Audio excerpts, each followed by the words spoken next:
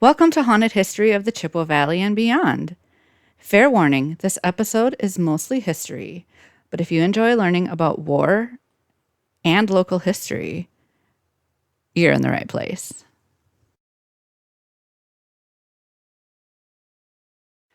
Many of us, if given the chance, would love to be able to time travel to the past to see what life was like during historic times. Good, bad, or really ugly, we can't change the past, but we can learn from it. In times of war, people tend to come together for the common good. A community working together for the common good is a beautiful thing. I remember how the nation unified after 9/11. We looked out for each other. Books and documentaries discuss various places during different wars and how people came together to survive. I was really curious what things looked like closer to home during that time. How did the Chippewa Valley transform and rise to meet the needs on the home front and abroad?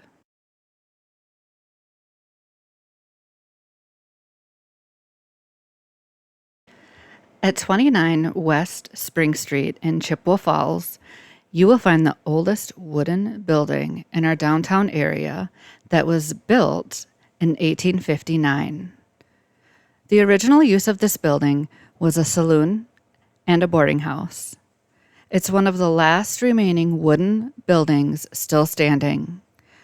Our city isn't just known for floods. It's also burned almost entirely to the ground once. This caused a law to be passed that no more wooden business buildings are allowed to be constructed downtown.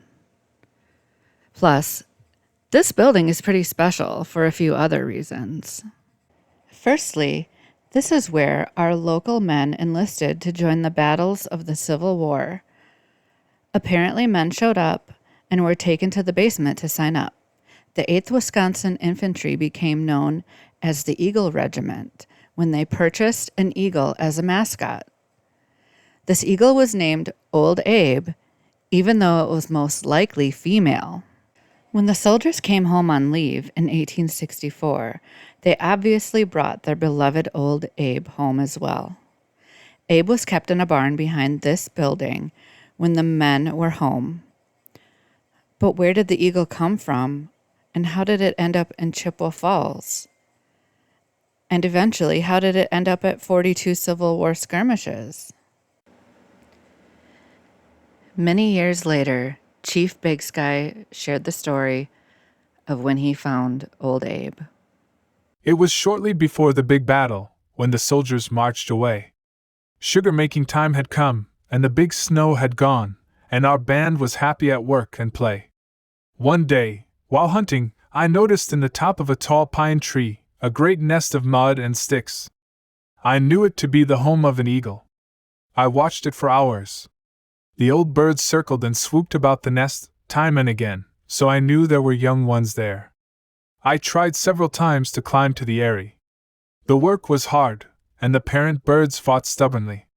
Even I, most agile of the flambeaux, could not reach the top of the giant tree. Still, I wanted the little ones. I had a steel axe, which I had traded from the white men, and this I took. Then I cut down the tree. It was hard work. For half a day I hewed and chopped. Other young braves laughed at me. My father was not pleased. But I persisted, and at last it fell with a crash like thunder. Then came the fight. The parent birds swept down, trying to beat me off with their sharp talons. I fought them until they flew away. Then I gathered in my prize. There had been 2 young birds in the nest. One was killed by the fall. The other, still an eaglet, I took to my teepee, where it was fed by the squaws and papooses with bits of meats and scraps from the camp kettle. 3 or 4 weeks I kept the little eagle. But when the full moon came and the weather grew warm, Thunder of Bees, his father, led his men down the Flambeau River to trade with the white men. Maple sugar, furs and moccasins formed our stores. I took my eaglet with me. Down there I met a man. His name was Daniel McKen, and he lived at Eagle Point. He offered me a bushel of corn for my bird. I took the offer. Why should I not? The eagle was no larger than a chicken, and a bushel of corn was a bushel of corn. He took it away. That is the last I ever saw of it. But I have heard since that McKinn gave the bird to the soldiers and that it was in the big fight with them. But of this I do not know. Chief Big Sky had heard correctly. Dan McCann took the eagle to S.M. Jeffers, who bought the eagle and then presented it to John E. Perkins of Company C. Colonel Perkins was preparing to take the company down to Camp Randall. He named the eagle Old Abe after Abe Lincoln. The eagle served 3 years and was revered not only by his fellow soldiers, but by the Southern forces who put a bounty on him. At the Battle of Corinth, rebel General Price saw Old Abe and told his men to capture the bird, and if they couldn't, then they should just try to kill him. They did neither. So beloved was our mascot that the people would try to steal feathers off of him. Even Southern secessionists would send money to his handler to buy him food. Most impressive is the fact that both Generals Grant and Sherman would salute him when they saw him. Now, many didn't know that Old Abe was actually a fierce, independent female. It was a well-guarded secret. I guess Abe isn't a very feminine name, but I imagine the soldiers would have still loved her regardless. So I do apologize that I keep calling Old Abe a he. Old habits are hard to break, but I love that this fierce and amazing bird was a female. The men from Company C returned home on June 26, 1864, with Old Abe alive and well. Unfortunately, the man who took Old Abe in and named him, Captain Perkins, was lost at the Battle of Farmington, Mississippi. Old Abe continued to make the rounds at various events. Everyone wanted to meet this symbol of freedom and hope. His final appearance was in 1880 at the National Encampment of the Grand Army of the Republic in Milwaukee. Old Abe and General Grant were the honored guests of the event.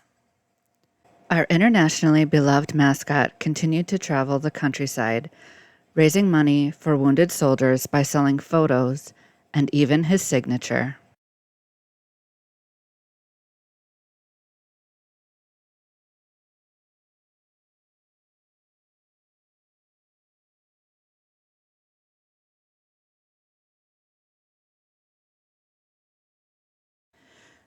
Tragedy struck again in March of 1881 when there was a fire in the state capitol where Old Abe was living. Our hero mascot died of smoke inhalation. Not ready to let him go, he was stuffed and kept on display in the building until another fire in 1904. Located near Jim Falls is a memorial marker in honor of Old Abe. It seems to insinuate Old Abe died after an illness, but we just learned the sad truth about our beloved eagle's end. Another marker can be found in Irvin Park given by Dan McCann's granddaughter.